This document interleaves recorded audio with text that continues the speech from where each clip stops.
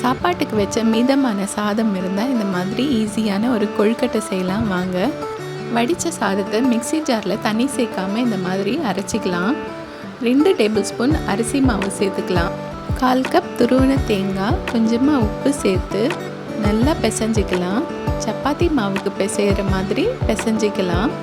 கையை வாஷ் பண்ணிவிட்டு கொஞ்சமாக எண்ணெய் தடவி பிசைஞ்சிக்கோங்க, இல்லைன்னா கையில் ஒட்டும். இந்த பாருங்கள், இப்போது சப்பாத்தி மாவுக்கு பிசைகிற மாதிரி சாஃப்டாக பிசைஞ்சாச்சு. இதை சின்ன சின்ன உருண்டைகளாக உருட்டிக்கலாம்.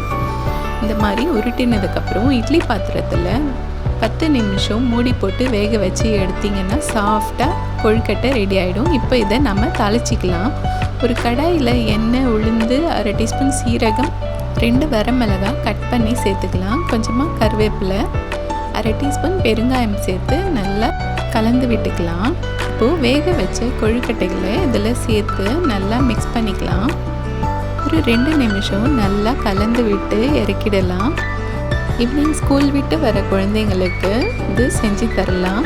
நல்லா சாஃப்டான கொழுக்கட்டை ரெடி ஆகிடுச்சு. இது கார சட்னி கூட சர்வ் பண்ணுங்கள், ரொம்பவே நல்லாயிருக்கும். நீங்களும் ஒரு வாட்டி ட்ரை பண்ணி பாருங்கள்.